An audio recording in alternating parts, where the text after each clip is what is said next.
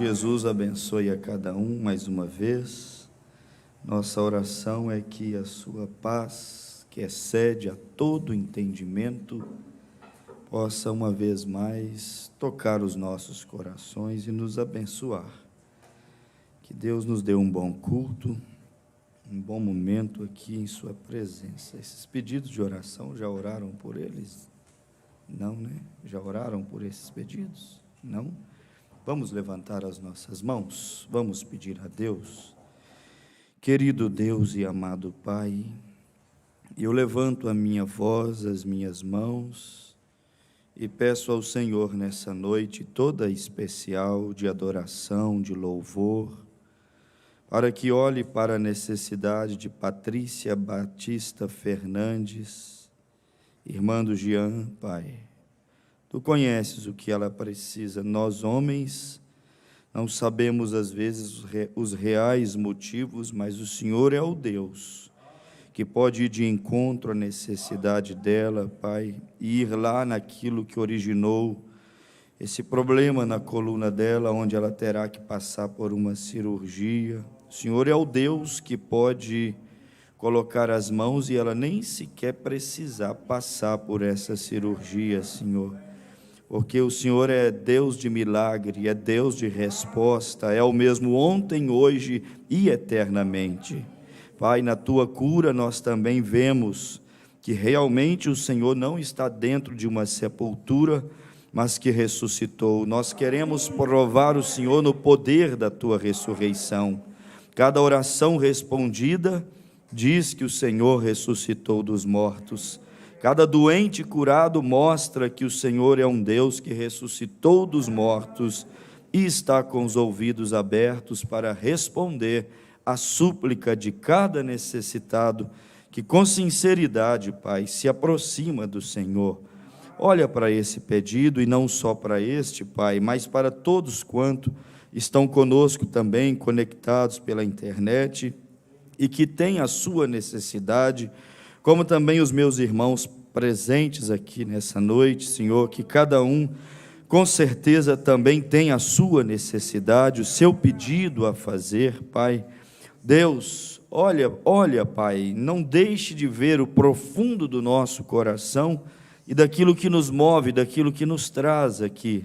Quero estender a minha oração por cada pessoa que vai participar da comunhão nessa noite, Senhor. Deus, abençoe os meus irmãos pela fé que tiveram de vir para se aproximar da mesa do Senhor. Ajuda eles, agracia eles, Pai, para que tomem uma boa ceia, para que possam voltar para casa com uma boa atmosfera, um bom ambiente de culto no seu coração. Que essa seja uma noite onde o Teu Espírito Santo possa ser adorado, bem recebido, Pai, honrado no nosso meio. É o meu pedido em o nome de Jesus Cristo. Amém, Senhor. Amém. Vamos abrir a Bíblia em São João, capítulo 17. Que Deus abençoe ricamente os nossos amigos e irmãos também que estão conosco na internet, acompanhando o nosso culto. Vi aqui a participação do pastor Irineu Lima, parece que ele é do Paraná, se eu não me engano, filho do pastor Edmar ou Edmilson, me parece. Nossa saudação, Deus o abençoe no nome de Jesus. Também estou vendo um jovem aqui, esteve conosco quarta-feira, né? Deus te abençoe. É Fernando o seu nome? Eu vi aqui um papelzinho com o seu nome, quarta-feira, esqueci de mencionar. Seja bem-vindo. Chegou para o exército no meio da guerra, viu? Deus te abençoe. É uma batalha, é uma guerra espiritual mesmo. Tudo que nós mais gostamos é de estar aqui dentro adorando, buscando a Deus. Fiquei sabendo de pessoas que estão ficando tristes, chorando, querendo vir na igreja. E realmente a igreja para o cristão é o melhor lugar que existe. É onde ele canta, é onde ele ora, é onde às vezes ele chega triste, vai alegre, chega fraco, vai embora fortalecido. e privar o cristão de entrar na igreja, no ambiente de culto. Você pode cultuar em qualquer lugar, mas nós já tivemos culto em ginásios, já tivemos culto em praças, já tivemos culto em casas, e o próprio irmão Brana fez culto em grandes estádios esportivos, mas ele mesmo disse, e nós já provamos disso também, nada é igual ao ambiente da igreja. Tem pessoas dando a ceia para a igreja, membros dentro do carro, as pessoas só vêm para tomar a ceia dentro do carro, vir tomar da ceia, provar-se um pouquinho do ambiente do culto, porque a ceia não é só comer o pãozinho e beber o vinho, a ceia é o conjunto da obra. Você já cantou, já glorificou, já orou, e agora vai ouvir mais um pouquinho da palavra, e daqui a pouco você vai concluir a sua ceia, comendo pão, bebendo vinho, lavando os pés. Isso é o desfecho, é a conclusão. Então, isso tudo aqui já é a ceia, o ambiente, a atmosfera. Então, crie uma boa atmosfera, um bom ambiente.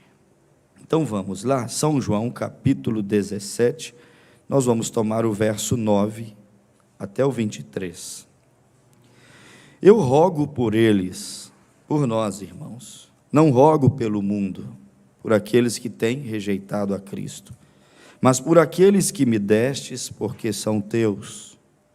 E todas as minhas coisas são tuas, e as tuas coisas são minhas, e nisso sou glorificado. E eu já não estou mais no mundo, mas eles estão no mundo. E eu vou para ti, Pai Santo. Guarda em teu nome aqueles que me deste, para que sejam um, assim como nós. Estando eu com eles no mundo, guardava-os em teu nome. Tenho guardado aqueles que tu me deste, e nenhum deles se perdeu, senão o filho da perdição, para que a Escritura se cumprisse. Mas agora vou para ti, e te digo isto no mundo, para que tenham a minha alegria completa em si mesmos. Dei-lhes a tua palavra, e o mundo os odiou, porque não são do mundo, assim como eu não sou do mundo. Não peço que os tire do mundo, mas que os livres do mal. Não são do mundo, como eu do mundo não sou. Santifica-os na verdade. A tua palavra é a verdade. Assim como tu me enviaste ao mundo, também eu os enviei ao mundo. E por eles me santifico a mim mesmo, para que também eles sejam santificados na verdade. Eu não rogo somente por estes, mas também por aqueles que pela sua palavra hão de crer em mim, para que todos sejam um, como tu, ó Pai, o és em mim e eu em ti, que também eles, o rebanho, as ovelhas, a igreja, sejam um em nós, para que o mundo creia que tu me enviaste. E eu dei-lhes a glória que a mim me deste, para que sejam um, como nós somos um, eu neles e tu em mim, para que eles sejam perfeitos em unidade, e para que o mundo conheça que tu me enviastes a mim, e que tens amado a eles como me tens amado a mim. Amém. Vamos orar, agradecer a Deus. Senhor Jesus, eu quero pedir a Ti, Deus, que essa oração que o Senhor mesmo fez, possa estar viva hoje, guardando a Tua igreja e mantendo ela. Eu sei que é um tempo onde terá que ser o Senhor mesmo para manter a Tua igreja, manter o Teu povo, Senhor.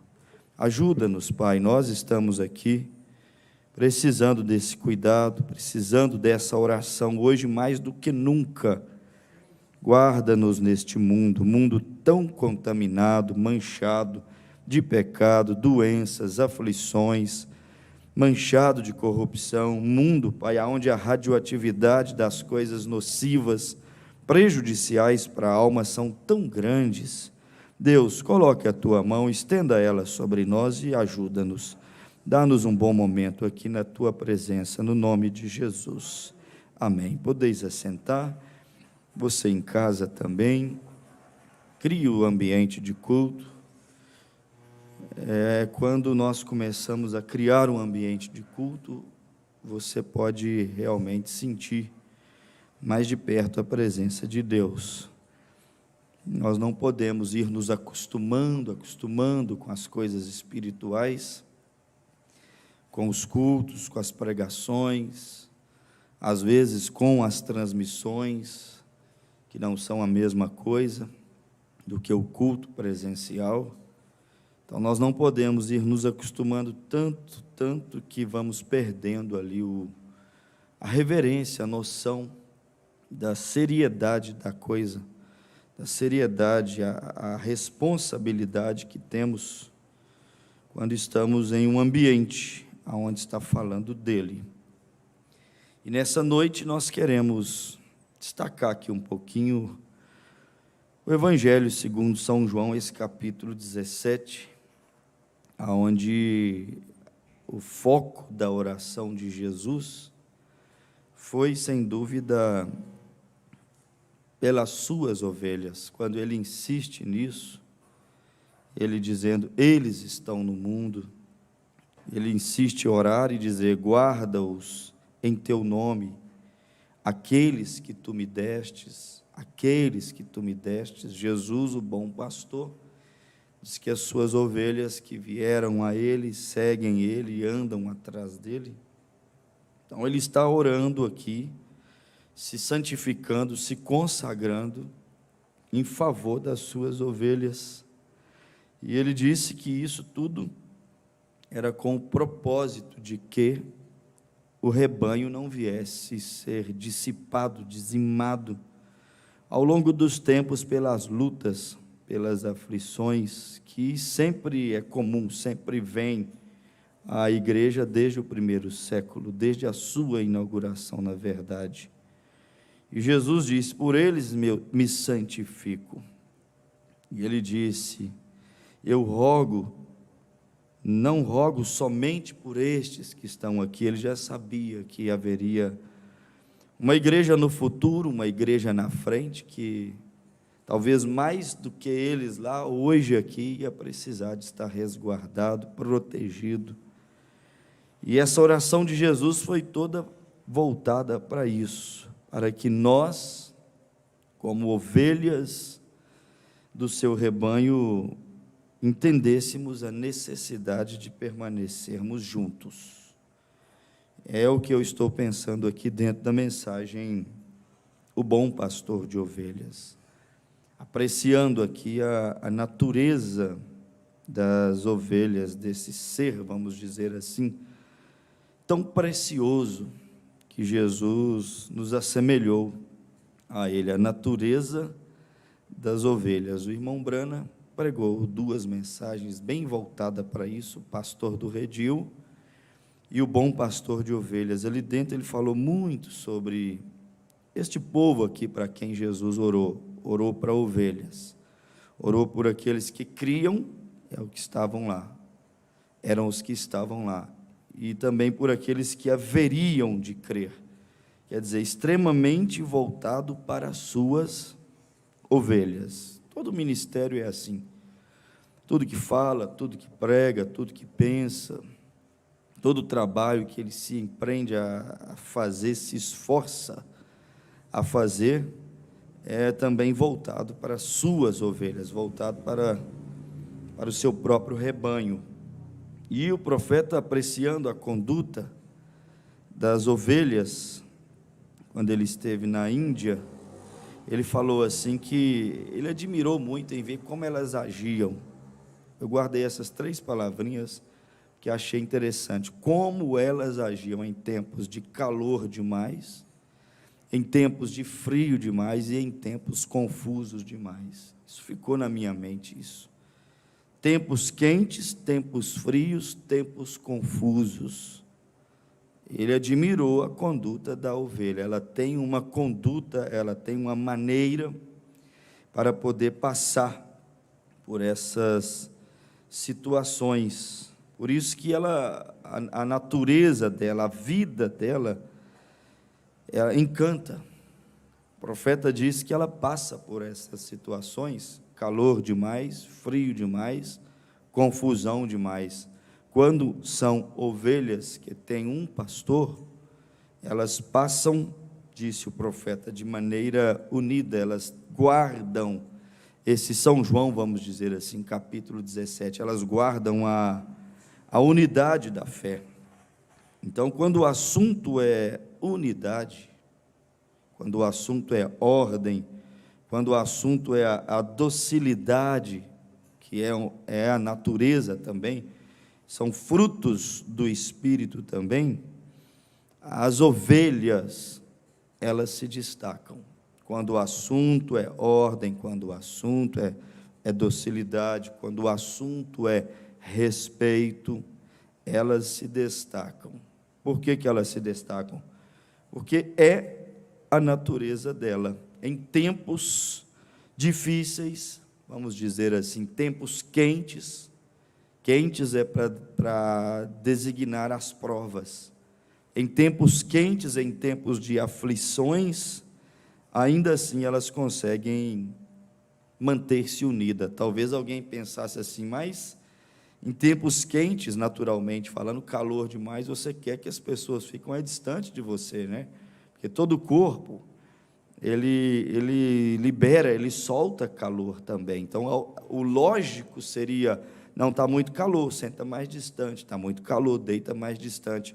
As ovelhas, o rebanho de ovelha, que o irmão Brana falou que viu na Índia, e aquilo chamou a atenção dele, eles tinham uma outra percepção.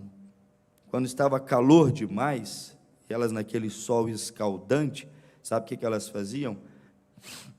Elas iam se aproximando a ponto de o corpo delas produzir uma sombra. Então ela fazia sombra para aquela que estava do lado esconder debaixo da sombra dela. A outra fazia sombra para ela se esconder debaixo. E a outra fazia sombra.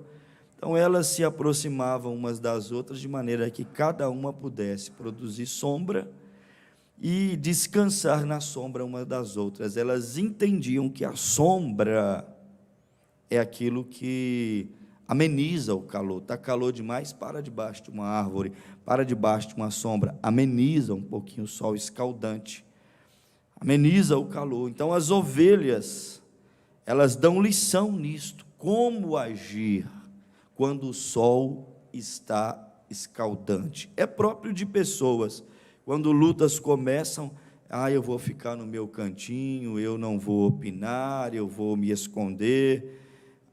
É próprio, às vezes, quando o sol esquenta, pessoas, às vezes, se desarraigam, se espalham. Mas aqui não, o sol esquentava, o que as ovelhas faziam? Elas aproximavam umas das outras. Elas começavam em tempos quentes, vamos dizer assim, em tempos difíceis, produzir refrigério. Aí eu lembrei do Salmo 91, a Bíblia diz que na sombra do Senhor descansará, né? Quer dizer, há uma sombra para descansar, que nós podemos fazer uns sobre os outros em tempos difíceis. Poderia você fazer o fardo de alguém ficar mais leve? O calor, o sol escaldante, poderia ser você um para-peito, vamos dizer, um para-raio, vamos dizer, para que a aflição não fosse tão demasiada sobre alguém. A característica da ovelha era essa, ela fazia sombra para alguém em tempos quentes. O profeta disse, eu vi elas também no tempo do inverno, quando a coisa esfriava, tanto o calor quanto a geada, fala das lutas e as aflições. O calor fazia elas ficarem perto para produzir sombra. Quando chegava o inverno, a neve, o frio, aí é que elas ficavam mais pertinho mesmo, para que elas pudessem esquentar umas às outras. Quer dizer, então, que nem o calor e nem o frio separava o rebanho. Está vendo o que significa uma igreja de ovelhas? Está vendo o que significa um rebanho de ovelhas? Nem o calor e nem o frio o separem. Ou seja, não importa quais sejam os tipos de lutas e aflições que um cristão venha passar, seja frio, seja calor. Cada acontecimento desse serve para fazer aquilo que Paulo disse: todas as coisas juntamente, tanto o sol escaldante quanto a nevada, cooperam para o bem daqueles que amam a Deus, contribuem para o bem. Quer dizer que as mais duras provas que sobrevierem, que o diabo tratar de fazer sobrevir sobre o cristão, quem termina decepcionado é ele mesmo, porque cada luta nos aproxima mais de Deus. Cada vez que o sol esquenta mais a gente sente a necessidade de aproximar mais um do outro, para poder fazer sombra um para o outro. Ah, mas e se ele fizer esfriar? Aí nós vamos ser obrigados a aproximarmos mais um do outro, para podermos nos esquentar. Então o profeta disse que ele apreciou a natureza das ovelhas exatamente por conta dessas coisas. No tempo frio e no tempo calor, elas se mantinham juntas. No tempo confuso, digo eu agora, tirando da mensagem o pastor do redil, elas também permaneciam juntas. Que tempo confuso! Há momentos que tudo se escurece e fica embaraçoso, fica confuso, às vezes algumas fases, algumas situações. Tempo confuso, quando o pastor precisou de tirá-la de um extremo da cidade e levá-la para outro extremo da cidade. Para ele fazer isso, ele tinha que passar no meio da cidade, na zona urbana, onde estava a feira livre, e ali havia frutas, verduras, legumes, e nesses lugares assim, a feira livre, as mercadorias ficam todas no chão, as ruas são estreitinhas, então os feirantes vão passando, os comerciantes estão ali, e as pessoas vão passando, e aquela multidão de pessoas, e tudo exposto no chão. E lá vem o pastor, o irmão Brana disse: agora vi, o que é que vai dar isso? Esse pastor não tinha um lugar melhor para passar com essas ovelhas, a não ser no meio dessa confusão. Muita gente, muita banca, muito feirante, muito comprador. Quer dizer, muitas coisas, aos lados, para quê? Para poder atrair o olhar das ovelhas.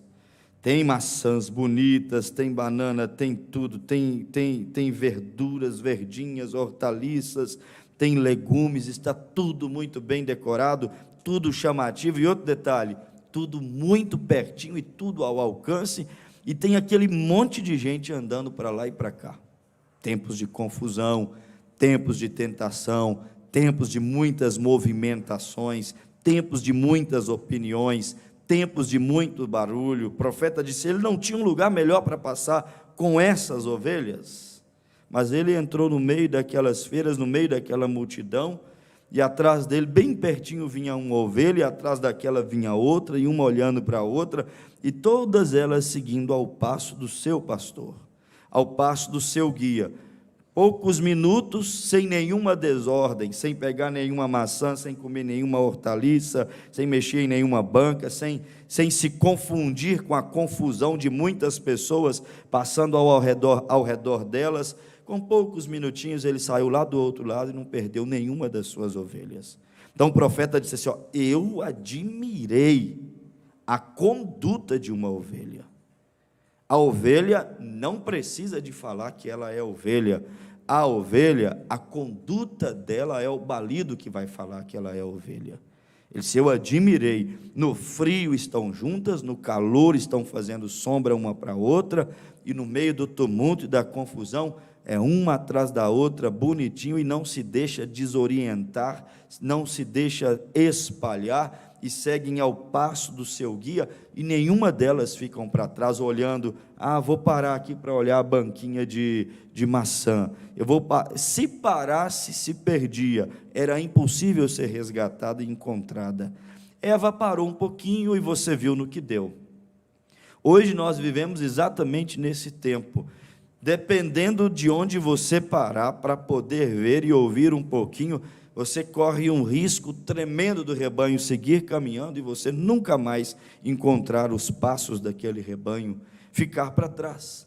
Mas o profeta disse que a conduta daquelas ovelhas o emocionou, fez ele glorificar a Deus e dizer: meu Pai, é isto que é a igreja de nosso Senhor e Salvador Jesus Cristo.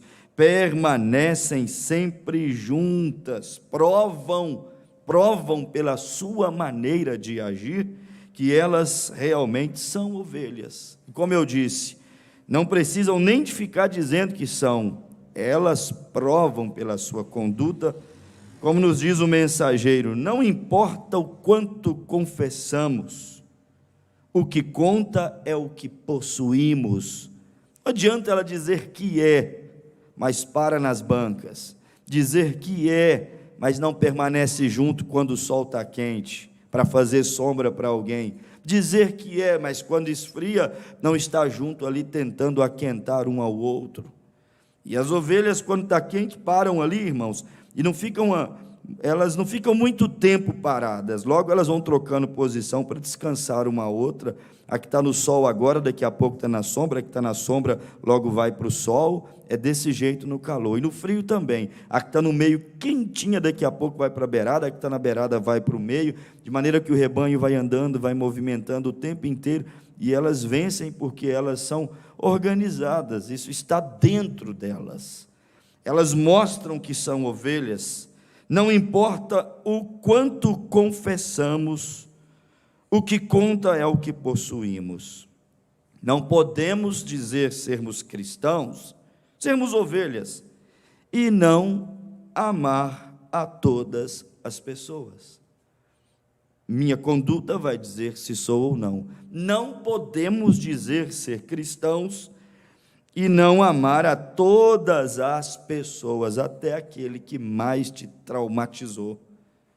Você deve amor para com ele, porque a natureza da pomba, a natureza da ovelha, não é uma natureza cheia de mágoas, cheia de amarguras. Podemos estar diferentes com as pessoas, mas Jesus ainda assim não hesitou. Ele disse: agora todos vocês aqui, olha Jesus, com seus piores inimigos, essa que é a verdade. Olha o que Jesus disse: agora todos vocês aqui, fariseus, todos vocês perecerão, não haverá chance para vocês por causa disto, daquilo e daquilo outro, porque são fariseus. Mas ele foi a eles e ministrou a eles e os ajudou. Ele fez tudo o que podia para ajudá-los. Fariseus, herodianos, o tempo inteiro provocando o Cordeiro de Deus, o tempo inteiro buscando ocasião para poder tentar encontrar alguma falta nele.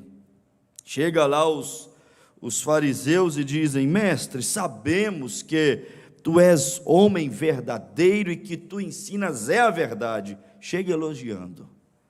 Aí depois vira para eles assim: e nós sabemos que tu não te importas com homem algum e ensina a verdade, e para ti mais importa falar a verdade, agradar a Deus do que os homens. Então diga-nos uma coisa, mestre, podemos pagar imposto a César? Aí eles querendo pegá-lo. Jesus olha para eles e fala assim: ó, hipócritas, fariseus, por que vocês estão tentando a mim? Por que vocês estão querendo me pegar? Tem aí um dinheiro? Tem, me dê aí.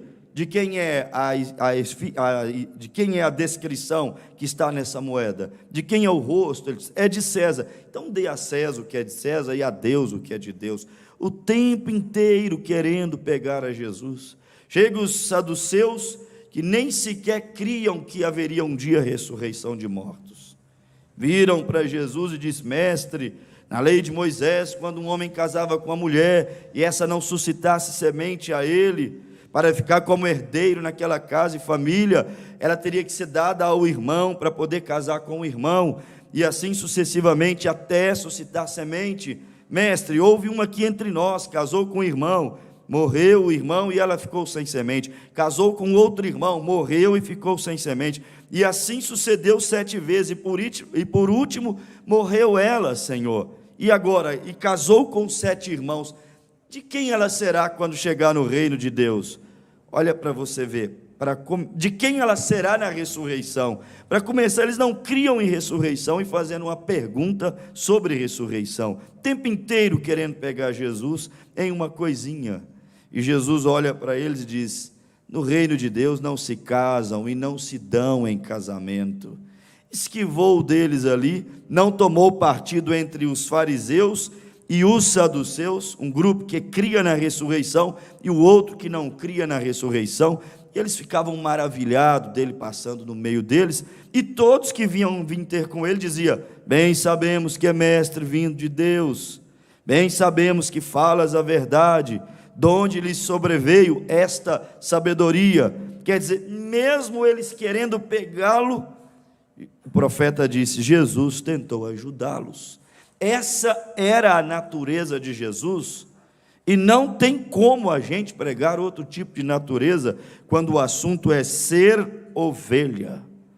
O profeta disse, e isso é óbvio, é lógico, ele disse: não podemos ser cristãos e não amar todas as pessoas. Podemos estar diferente com as pessoas, mas Jesus não hesitou em falar a verdade para eles, mas ainda assim ir lá e tentar ajudá-los. O profeta disse: ele fez tudo o que podia para ajudá-los. Jesus tentando ajudar os seus próprios inimigos. Alguns de nós alegamos ter todo o conhecimento. Aqueles que dizem: agora espere, eu tenho todo o conhecimento. Eles amam ser graduados e assim por diante. Mas se você soubesse todas estas coisas, e se você tivesse todo o conhecimento, isso não faria bem algum, a menos que tivesse o espírito de amor em você. A Bíblia diz: ainda que eu tivesse toda a ciência e não tivesse caridade, nada serviria. E do que adianta todo o nosso conhecimento? Quando alguém disse: eu não iria em um avivamento como este, porque aquelas pessoas não são pessoas cultas, eu não me associaria com eles. Não importa se elas sabem um ABC ou não, o certo é que saibam a respeito de Cristo. Certamente você nunca pode chegar a uma demasiada posição de humildade. Seja humilde. A ovelha é humilde, dócil, ela é amável. Que Deus sempre mantenha aquele espírito dócil e humilde em nossas vidas. Isso é ovelha. Quando você se encontra numa situação diferente dessa, você já sabe qual tipo de espírito está te cirandando. Quando não há essa docilidade, mas há uma amargura tão grande que você mal pode ver a pessoa que quer dar volta, ou fugir dela no mercado, ou na rua, ou evitá-la mesmo na porta da congregação. Isto não é espírito de uma pessoa que realmente é uma ovelha. A ovelha vence esse tipo de natureza. A ovelha conseguirá fazer sombra para poder amenizar o flagelo do calor do sol para alguém. Ela conseguirá estar perto para poder aquecer aquela que está ali morrendo, está ali tremendo de frio, agonizando para poder morrer. Então a natureza da ovelha, nós vamos tomar a ceia daqui a pouco, e aí você examine a você mesmo: estou vivendo como uma ovelha?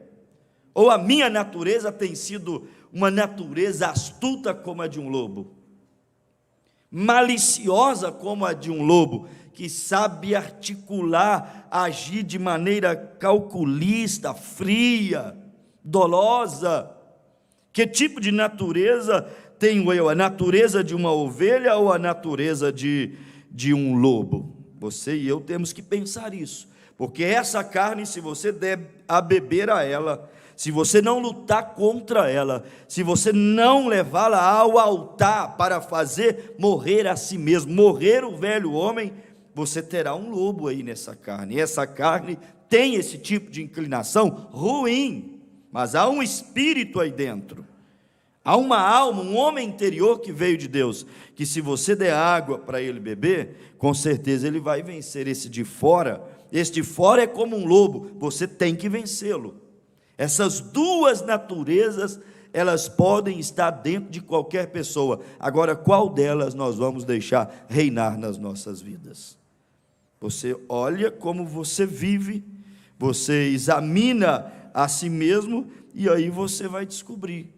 A ovelha faz sombra, a ovelha esquenta, a ovelha passa no meio do tumulto, e tumulto de doutrina, tumulto de opiniões, tumulto de igrejas, tumulto de vontades e motivações e intenções, e tumulto como nunca houve hoje sobre a face, como nunca houve antes sobre a face da terra. A ovelha passa no meio e ela sai sem ser atingida. Ela sai lá do outro lado, normalmente, seguindo os passos do rebanho, seguindo os passos do seu guia. Hebreus 13, versículo de número 4.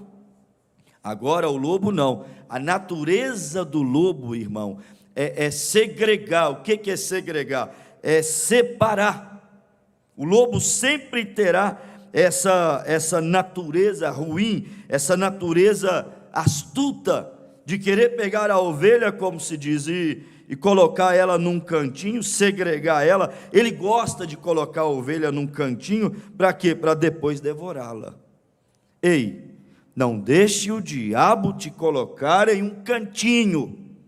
Se você perceber que o diabo quer te colocar num cantinho, cabisbaixo, angustiado, arredio, sem acompanhar a evolução espiritual da noiva, sem caminhar aos passos do rebanho, olha, se você vê que o lobo quer te colocar em um cantinho, comece a reagir, porque se ele te colocar em um canto à parte dos passos do rebanho, você vira uma presa muito fácil para ele devorar, muito fácil.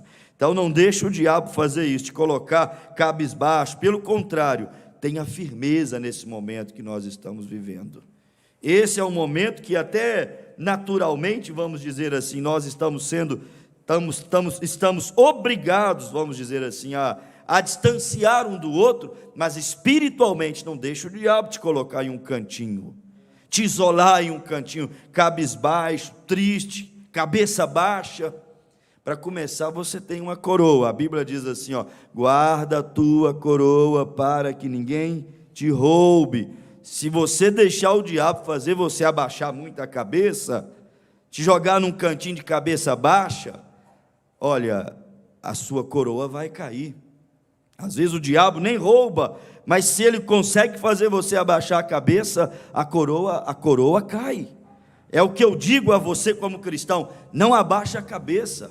É tempo de angústia, é tempo de dificuldade, é tempo onde muitas vidas irão esfriar, mas aqui levanta a sua cabeça para a sua coroa não cair.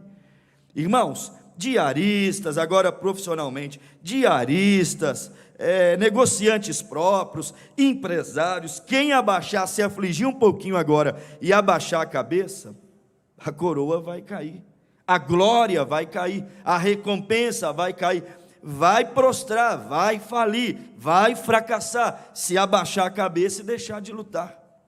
Então é tempo, irmão, sabe de quê? Com problema, sem problema, com calor ou sem calor, com frio, neve ou sem neve, com tumulto ou sem tumulto, levanta a cabeça, como disse Paulo, e olhe para o autor e consumador da sua fé. Não olha para mais nada, olhe para ele, que você vai conseguir sair lá do outro lado, vai conseguir romper, mas não pode tirar os olhos dele. É necessário hoje, mais do que nunca, firmeza, irmão. Firmeza nas dificuldades, firmeza, nada de entregar a esse espírito derrotista.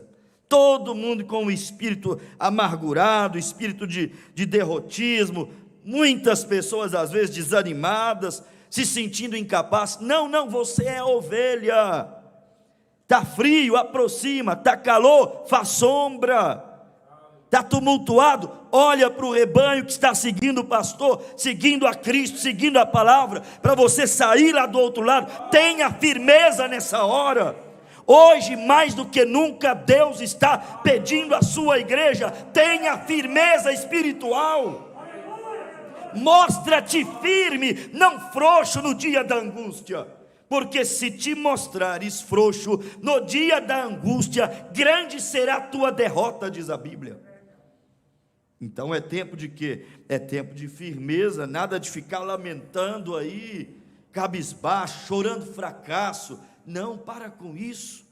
Temos um Deus que é grande demais. Temos um Deus que na sepultura que ele foi posto, não há nem cheiro de defunto, nem cheiro de restos mortais. Temos um Deus que ressuscitou e responde de maneira sobrenatural a oração do seu povo. Por isso, firmeza nessa hora, ficar agora chorando, lamentando, e até mesmo lamentando erros, irmãos, e trazendo tudo à tona novamente, tudo à tona, aquilo que não deu certo, aquilo que feriu, aquilo que magoou. Não, deixa para trás. Desde a última ceia que você tomou, olha, haja hoje como uma ovelha. Desde a última ceia, você já falhou, é certo isto, já tropeçou, é certo, já pecou, é certo, mas olha, você é ovelha não para ruminar essas coisas que deram errado. Você é ovelha para ruminar é a palavra. Deixa para trás os seus tombos, as suas derrotas, e olha para esse momento aqui agora, ó, porque se você olhar para esse momento aqui agora, você vai sair nessa noite dizendo: verdadeiramente em Cristo Jesus somos mais do que vencedores. Venci mais uma vez, triunfei mais uma vez. Então é firmeza. Esse é momento de instabilidade comercial, instabilidade, saúde, instabilidade na educação, instabilidade política, instabilidade na segurança. Olha para você ver, quando eu falo instabilidade, é totalmente o oposto da firmeza. E aí vem Deus e fala para você: tenha firmeza. Mas em que? A educação está instável, a economia é instável, o emprego instável. Ter firmeza em quê? Firmeza em Deus, irmão. Firmeza na palavra, firmeza nas promessas, firmeza no teu bom pastor, que já está te guiando, e não é de hoje. Continua andando atrás dele, ele não vai te pôr em um negócio furado. Se ele te chamar para passar no meio da cidade, no meio das feiras, não olha para a direita e nem para a esquerda. Se tu tiveres que passar no meio do caos, da confusão, da pandemia, não olhe para um lado nem para o outro, olhe para ele, que você vai chegar na pastagem verdejante. Tempo de firmeza, firmeza nas dificuldades. Nas dificuldades, o que você tem que fazer? Agarre-se nas mãos dele, ó. Como diz aquele hino: segura na mão de Deus e vai. Agarra nas mãos dele com firmeza e segue adiante, porque senão você não vai ser uma pessoa com um histórico vitorioso. Quem não se agarrar na mão de Deus não vai ter um histórico de vitória. É tempo de quê? É tempo de convicção, é tempo de colocar para fora, é tempo de praticar tudo aquilo que nós aprendemos ao longo de anos e anos e anos. Eu estou pregando para quem? Estou pregando para ovelhas. E as ovelhas, eu tenho certeza que elas terão essa firmeza. Ela não vai deixar o espírito lobo. Lembra que lobo é um espírito, não é nem uma pessoa. Isso aqui não podemos injustiçar uma pessoa.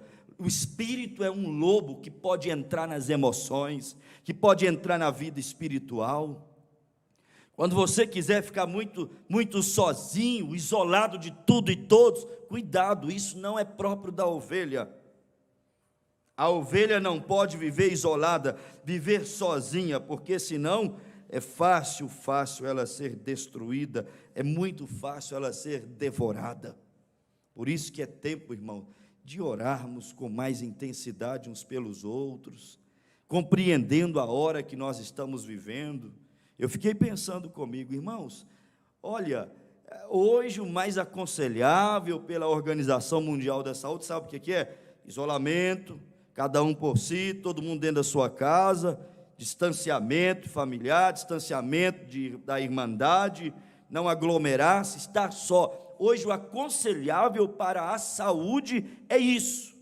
Mas olha, eu peço a Deus que isso não marque também uma fase de isolamento espiritual, porque o natural tipifica o espiritual. Você se isola naturalmente e logo você se isola emocionalmente. Nós já estamos vendo resultados negativos no mundo das emoções, do isolamento social, que agora se tornou isolamento emocional, pessoas chorando, casamentos se arrebentando, pessoas brigando, e tantas coisas, e pessoas entediadas, e isso dando nascimento a outros tipos de doenças, e consultórios de psiquiatras e psicólogos já estão se enchendo, porque as pessoas estão ficando entediadas, desesperadas, porque estão carregando a sua bateria, não da boa energia do Espírito Santo, mas de energias de derrotismo, de fracassos, de angústias, e o ser humano não tem estrutura para se encher disso. Você quer ver um ser humano derrotado, é se encher dessas energias negativas que estão pairando nos ares. O contraponto é isso aqui, ó. Carregue-se do Espírito Santo, carregue-se de fé, carregue-se de esperança, carregue-se de amor. Esse será o antídoto, isso será a tua imunidade, você se encher dessas coisas.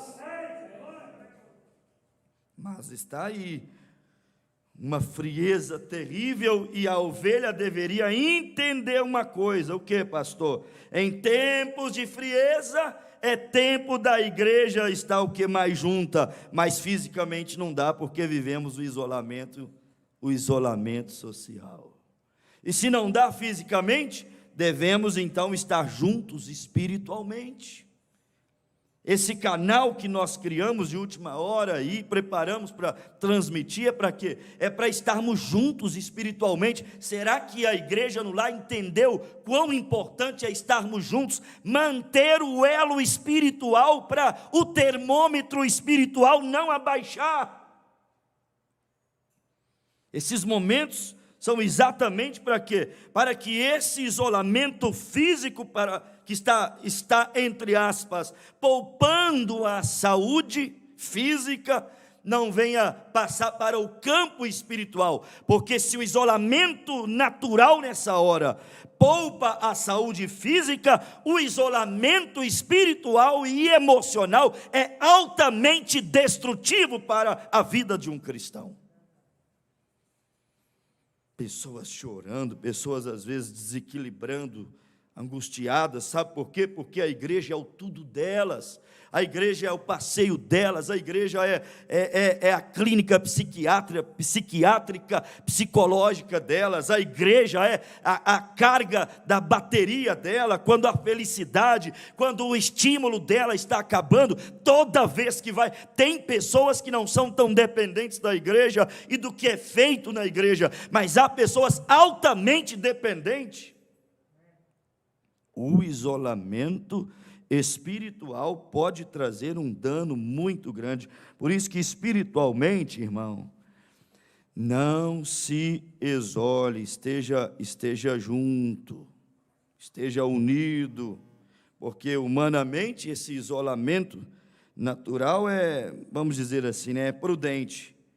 Mas será que o mundo, a política, o lobo, a astúcia da serpente que não perde tempo, não está dispersando, isolando a ovelha, a igreja, nesse momento, para tentar destruí-la, acabar com a comunhão dela?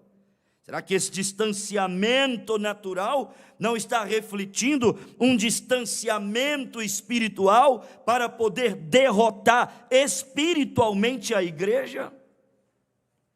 Que Deus tenha misericórdia de nós.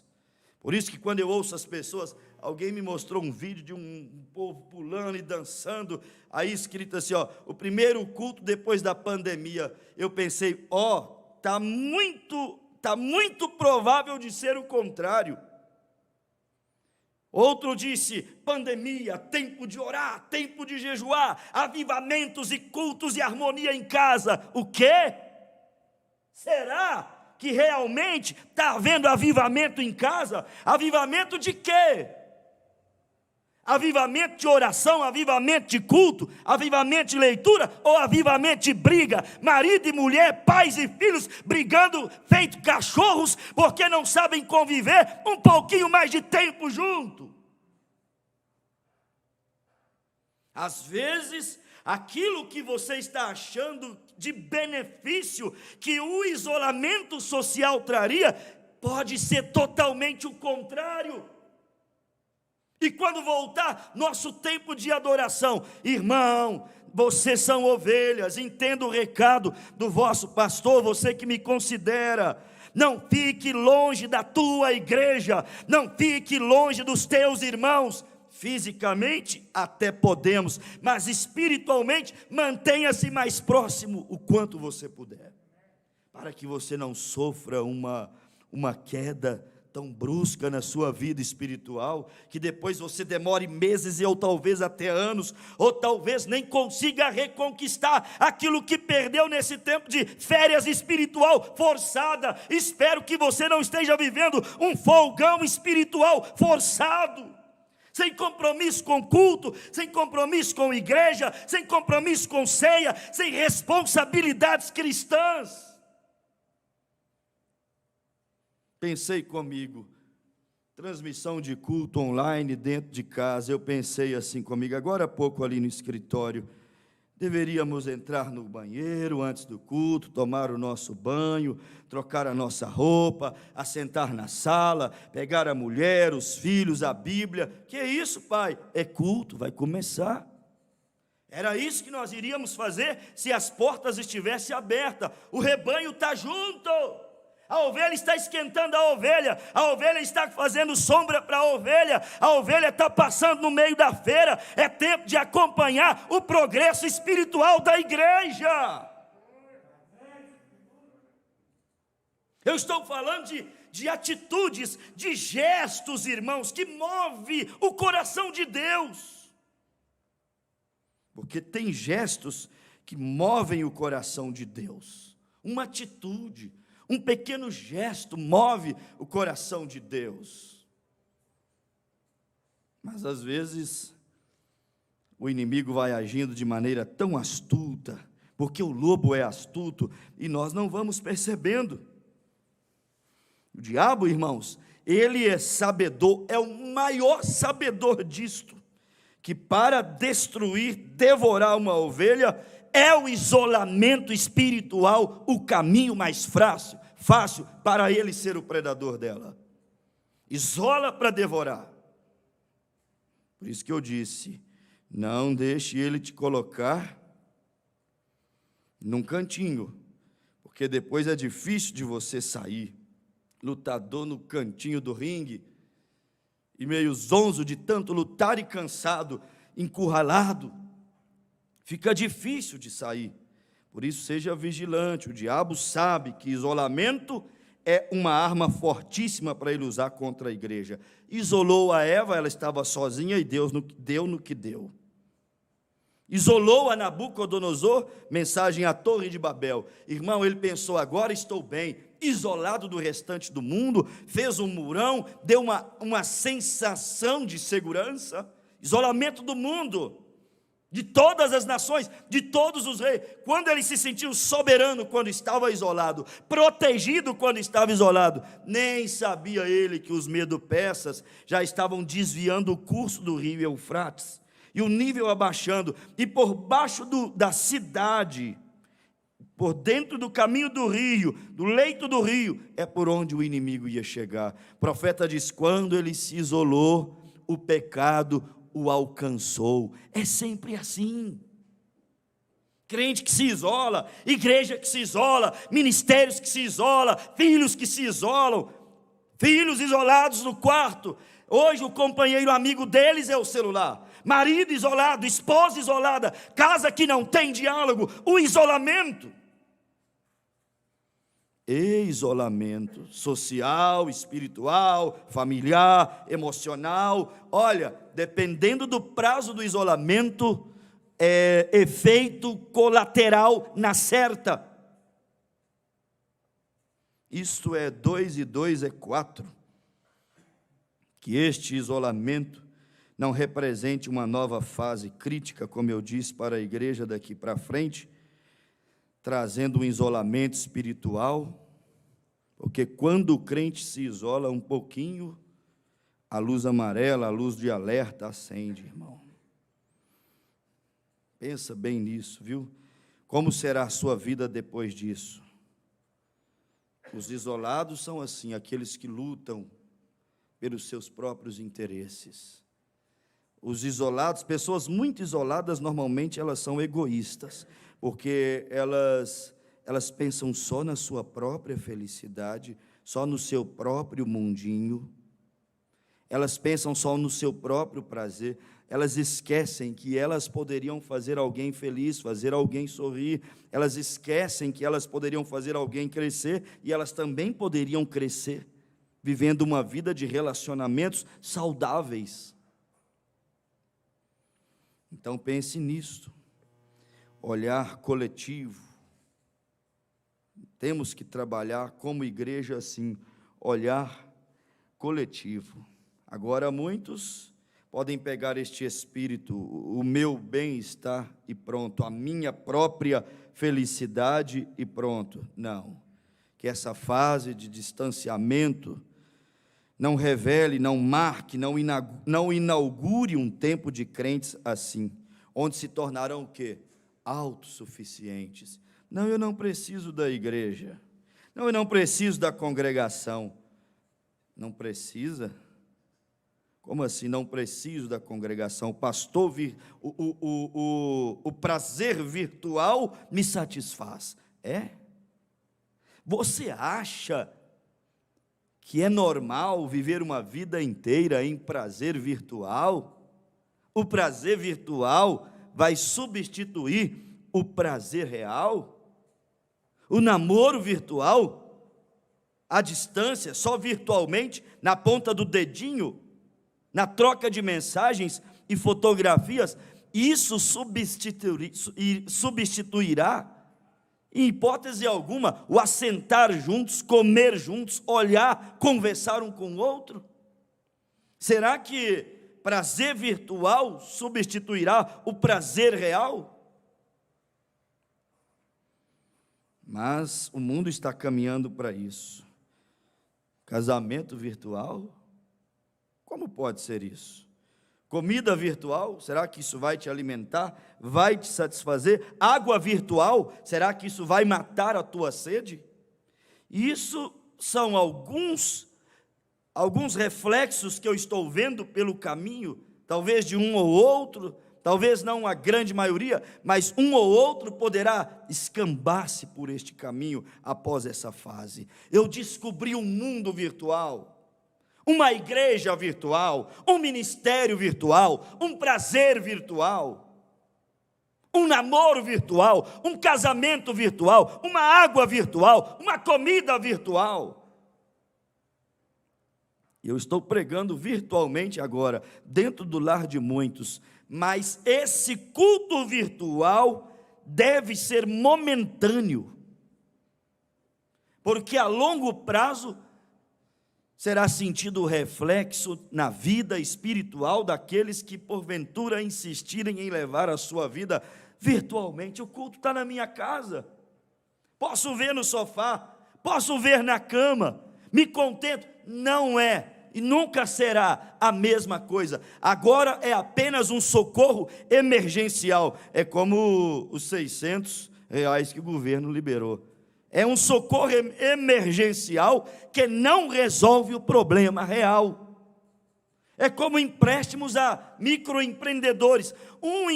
É um socorro emergencial que pode gerar um problema maior lá na frente, porque pode gastar o dinheiro e depois não ter nem como pagar o governo.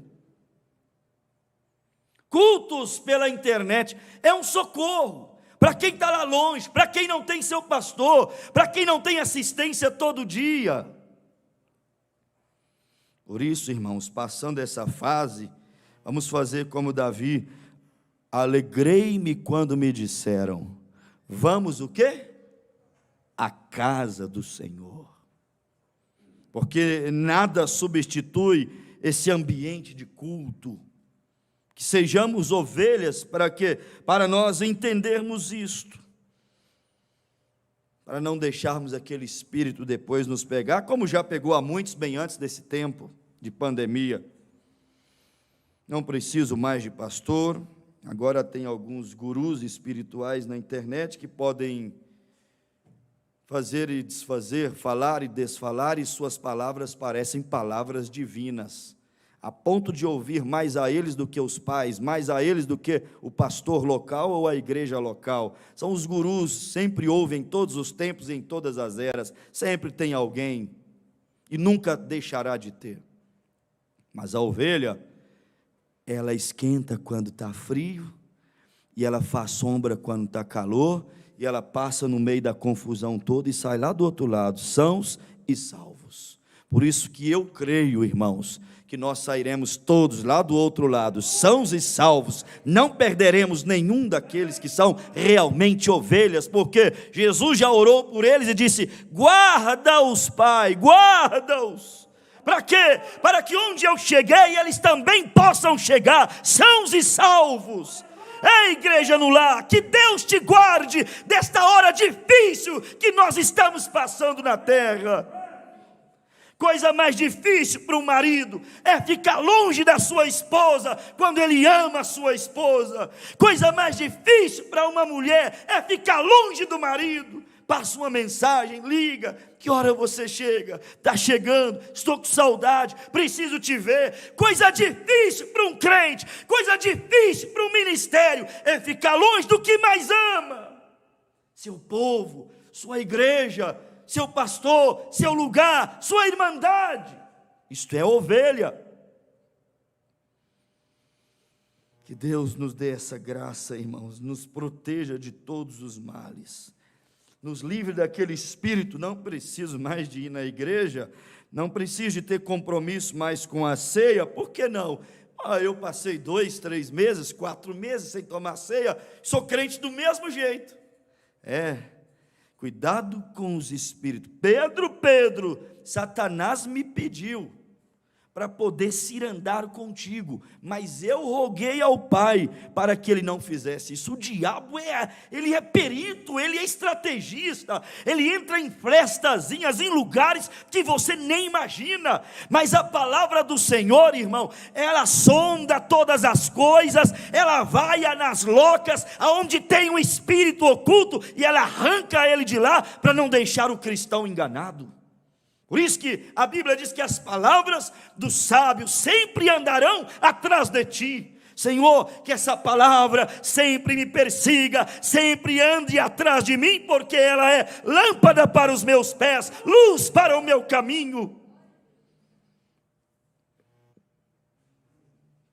Que Deus nos guarde dessa hora do tanto faz. Bem, eu fiquei algum tempo longe da minha família e deu certo, e parece que não preciso deles. Estou longe da igreja e agora não preciso deles. Tanto faz estar na igreja ou estar na internet. Não é tanto faz. Se você pode, agora é porque não pode. Se você pode estar na igreja e estar na internet, você nunca será preparado para ser arrebatado. Nunca!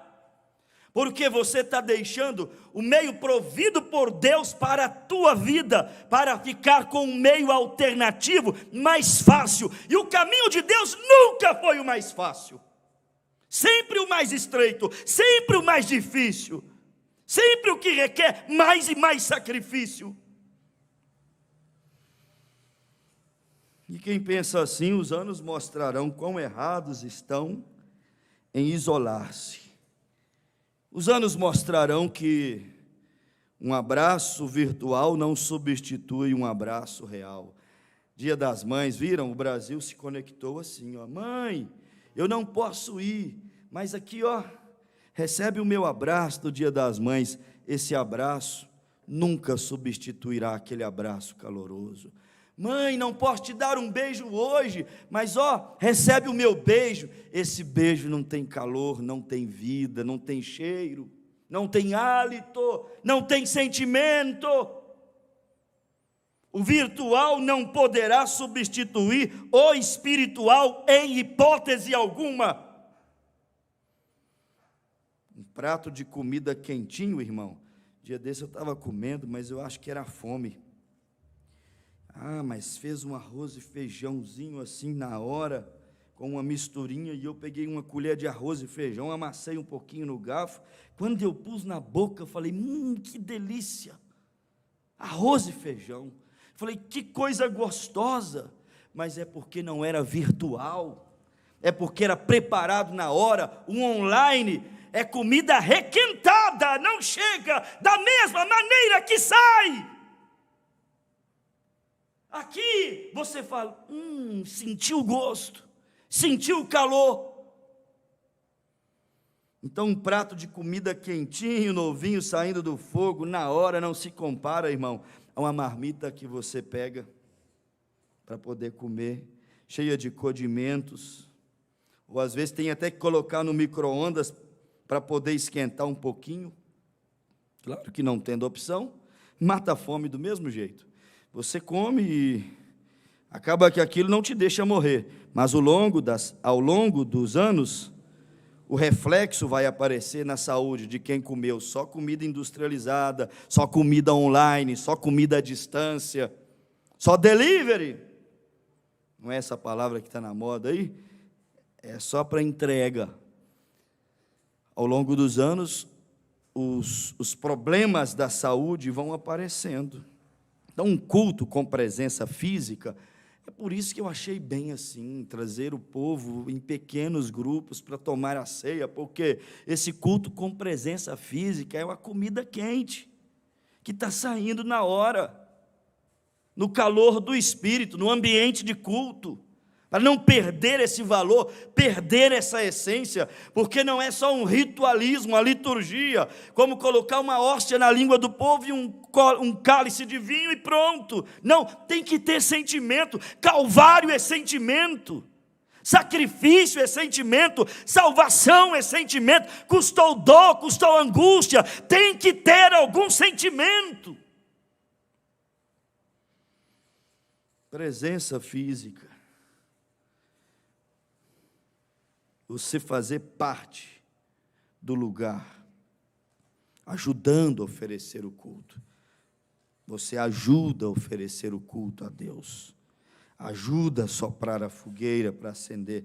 Isso é que eu digo que a comida saindo novinha ali, quentinha na hora.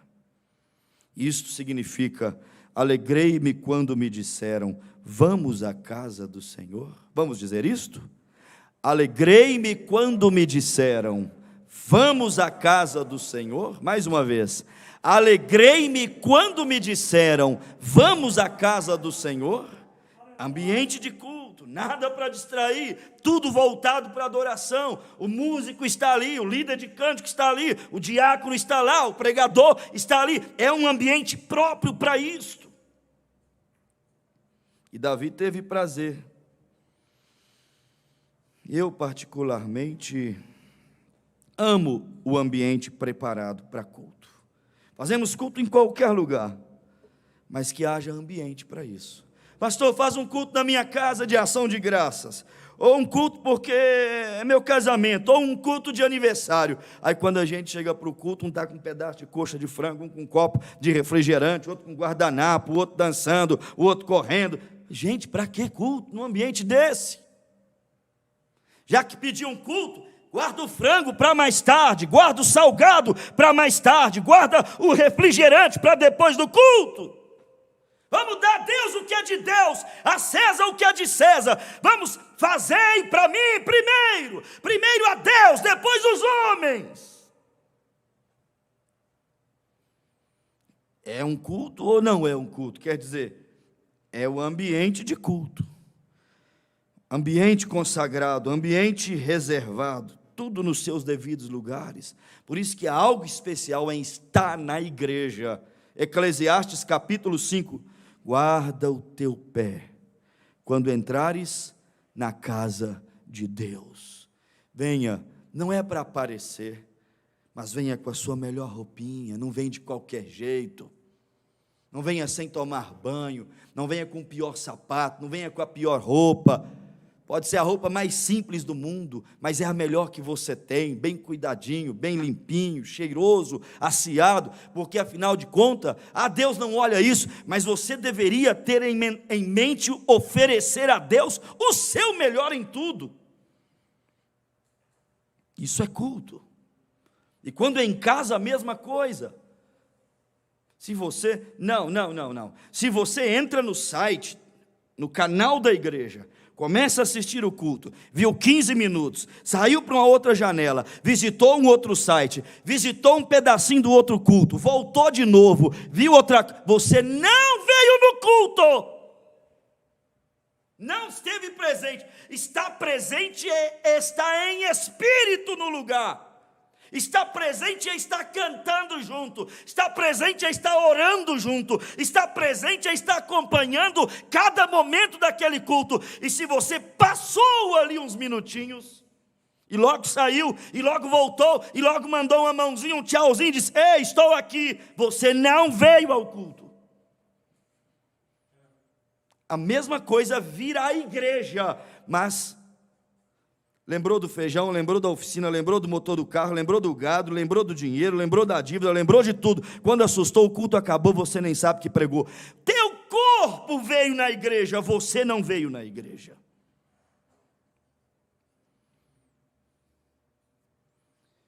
Irmãos, não me tenham como um chato. Davi disse: o zelo do Senhor me consome. Segunda a Coríntios 11, Paulo disse: tomara suportasseis um pouco da minha loucura. Paulo disse: eu estou zeloso de vós para vos apresentar a Cristo, a saber, como uma virgem santa, pura, agradável. Mas o grande Paulo, que era profeta, mestre, evangelista, pastor, apóstolo, falou assim: estou temente que, assim como Eva foi enganada, de certo modo o diabo também tire a vossa simplicidade e pureza cristã. O temor de Paulo foi o temor do irmão Branham, e é o temor de cada pregador verdadeiro, que o diabo tire a simplicidade e a pureza da igreja. E o temor e a reverência, e o calor, e o amor, e a unidade, porque quando acaba a docilidade, o amor, a pureza, a unidade, acabou a igreja. Teremos um amontoado de pessoas duras, inflexíveis e sem misericórdia.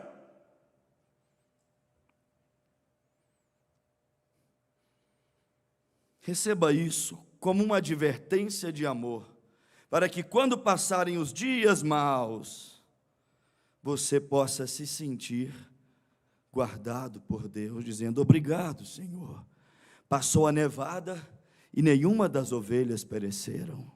Obrigado, Senhor. Passou o verão escaldante e nenhuma delas deu insolação cerebral e morreram. Elas fizeram sombra uma para as outras, oraram uma pelas outras, jejuaram umas às outras, lembraram uma das outras, intercederam umas pelas outras, como Abraão intercedeu, como Jesus intercedeu. Obrigado, Senhor. Passou o tempo confuso, mas deixa eu contar aqui: 1, 2, 3,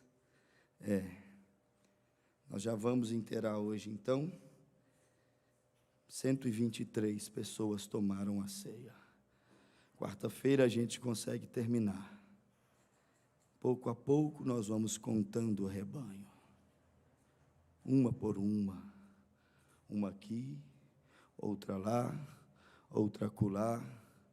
Queremos passar pelo meio da confusão, sem deixar nenhuma para trás. Vamos ficar em pé, irmãos. Louvado seja Deus. Você ama Jesus?